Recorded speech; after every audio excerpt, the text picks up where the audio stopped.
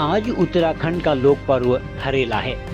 प्रकृति के प्रति अगाध श्रद्धा, संस्कृति के संरक्षण तथा हरियाली का उत्सव।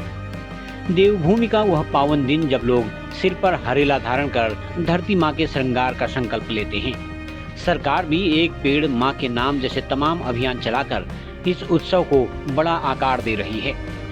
लेकिन परंपरा और उत्सवों की इस खूबसूरत तस्वीर के पीछे एक बेहद डरावना व कड़वा सच भी छिपा है। विकास की अंधी दौड़ और इस दौड़ में चढ़ती प्रकृति की बलि। एक तरफ हम पौधरोपण कर पर्यावरण बचाने का संकल्प ले रहे हैं, वहीं दूसरी तरफ चौड़ी होती सड़कें तथा कथित विकास के नाम पर हजारों पेड़ों का कत्लेआम किया जा रहा है। कांडा रोड तथा ताकुला रोड के चौड़ीकरण के नाम पर हजारों पेड़ों को मिटाया जा रहा है। सवाल यह नहीं है कि विकास कितना जरूरी है, बड़ा सवाल तो ये है कि विनाश के नाम पर जो चंद पौधे हम रोपते हैं, क्या उन्हें जीवन मिल पाता है? इसी चिंता को दर्शाने के लिए सवाल संगठन के अध्यक्ष रमेश पांडे कृषक ने डीएम कार्यालय में सांकेतिक धरना प्रदर्शन के जरिए पर्यावरण संरक्षण का संदेश दिया। उनकी चिंता व चेतावनी हम सबको झकझोरने के लिए काफी है। जरा सोचिए, जब जड़ें ही कुल्हाड़ियों की भेंट चढ़ रही हों तो सिर पर हरेले का तिनका रख देने भर से क्या धरती हरी रहेगी?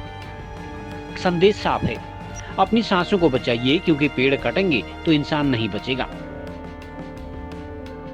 नहीं, देखिए, पूरा प्रदेश हरेला मना रहा है और हम प्रतीकात्मक रूप से यहाँ बैठे हुए हैं, तो हम हरेले को बचाने के लिए बैठे हुए हैं।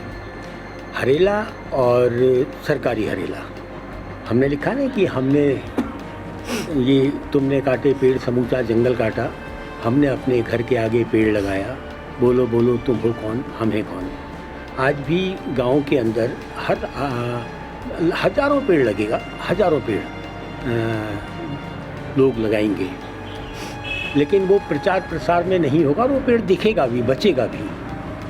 इधर 1970 से 80 के बीच में उत्तराखंड में एक बहुत बड़ा आंदोलन चला था जिसको हम वन आंदोलन कहते थे। उस वन आंदोलन की एक घटना रेणुई गांव में चिपकने से घटी थी और उस घटना को चिपको नाम दिया गया और चिपको के साथ साथ एक पर्यावरण शब्द भी सामने आया। उस पर्यावरण शब्द के बाद ये वृक्षारोपण भी सामने आया।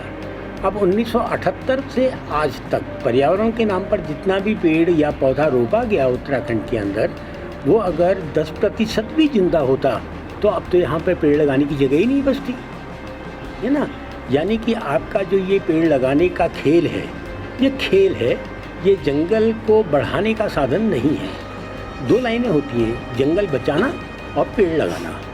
तो पेड़ लगाने का तो मैंने आपको बताया कि अगर हम 1978 से आज तक के लगाए गए पेड़ों की संख्या देखें और उसका 10% भी जिंदा होता तो पेड़ लगाने की ज़रूरत नहीं पड़ती। इधर आपने अपने गांव, तो आप तो यहाँ के ग्रामीण निवासी हैं, हमारे गांव में क्या होता था, जब तक वन पंचायत को ग्राम वन नहीं बनाया गया था तब तक क्या होता था, तब तक गांव का एक सयाना या सरपंच धात लगाता था कि वन पंचायत के फलाने हिस्से को 10 साल के लिए हमने देवता को चढ़ा दिया है, और उसी के बाद लोग उस क्षेत्र में जाना बंद कर देते थे। 10 साल के बाद उस क्षेत्र में एक बहुत घना जंगल बन जाता था, फिर पूजा पाठ करके उस जंगल को जनता के लिए खोला जाता था और दूसरे क्षेत्र के जंगल को बंद किया जाता था। यानी कि हम जंगल बचाने की लड़ाई लड़ते थे, जंगल बचाने के विज्ञान के साथ थे, और ये क्या कर रहे हैं, पेड़ लगाने की बात कर रहे हैं। तो आज हम जो प्रतीकात्मक रूप से यहाँ बैठे हैं, हम चाहते हैं कि इनको सदमति आए कि जंगल बचाए जाते हैं, और पेड़ जो आप लगा रहे हैं उसके लिए हम बार बार इनसे कहते हैं कि जब तक जंगल को आप आग से नहीं बचा सकते हैं तब तक पेड़ लगाने का आपका जो तरीका है, तौर तरीका, उसके मायने क्या है। तो हम लगाए गए पेड़ों को कैसे बचाया जाए, इसके लिए यहाँ बैठे हैं। दूसरा हमारे पोस्टर में आपने देखा होगा कि अल्मोड़े से ताकुला से बागेश्वर से कांडा उडियारी बैंड होते हुए रामेश्वर तक सड़क जानी है, चौड़ीकरण हो रहा है, उसमें 80,000 से अधिक पेड़ कटेगा। सूत्र बताते हैं कि बागेश्वर से कांडा के बीच की छोटी सी दूरी में ही 15,000 से अधिक पेड़ कट चुका है। आप लोग भी इस बात को कई बार अपने अपने चैनलों में दिखा चुके हैं, ठीक है ना। 80,000 पेड़ ये हो गया। अभी ऋषिकेश से लेकर देहरादून के बीच में बड़ा आंदोलन लोग कर रहे हैं कि आप 4,000 पेड़ काट रहे हैं सिर्फ सड़क को चौड़ा करने के लिए, ठीक है ना। उसी प्रकार से आपने देखा देवदार के 6,000 पेड़ आपने काट दिए गंगोत्री जैसे अति संवेदनशील क्षेत्र में, ठीक हो गया। उधर हंसदेव का जंगल के लाख पेड़ कटेंगे, आपने कॉर्पोरेट को सौंप दिया है। हमारे देश का सबसे महत्वपूर्ण वर्षा वन अंडमान निकोबार क्षेत्र में, वो आपने कॉरपोरेट को सौंप दिया है।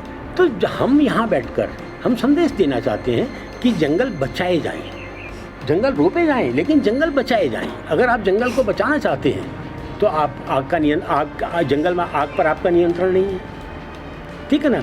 आप जंगल को बचाने का एक ही तरीका है जो हमारे ग्रामीण क्षेत्रों का तरीका है। दूसरा, आज हम जो बैठे हैं हम चिंता कर रहे हैं कि आप इतने पेड़ लगा रहे हैं और आपको दिखाया नहीं कि कितने पेड़ आप काट रहे हैं। आप कहेंगे विकास कैसे होगा, तो हम एक सवाल पूछते हैं कि किस आदमी ने कहा कि आप क्या कहते हैं अल्मोड़े से कांडा होते हुए, बागेश्वर होते हुए, कमेड़ी देवी होते हुए, उडियारी बैंड होते हुए, घाट रामेश्वर जिसको कहते हैं, वहाँ तक 4 लेन की सड़क बनाओ। 1 लेन की सड़क से 1.5 कर देते, क्योंकि 4 लेन की सड़क काट के आप हाइड्रोजोलॉजी को भी प्रभावित कर रहे हैं। हम एक पेड़ लगाते हैं तो हाइड्रोजोलॉजी को संरक्षित करने के लिए लगाते हैं, और आप एक साथ 4 लेन 6 लेन की जो सड़कें काटने की कोशिश कर रहे हैं, वो कर क्या रहे हैं और क्यों कर रहे हैं? यहाँ की जनता तो मांग नहीं रही है। आप हमारी हाइड्रोजोलॉजी को प्रभावित करना चाहते हैं, हमारे भूगर्भ का जो पानी है उसको छेड़छाड़ करना चाहते हैं।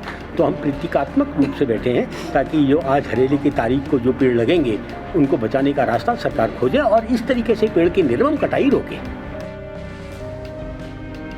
लोक पर्व हरेला है।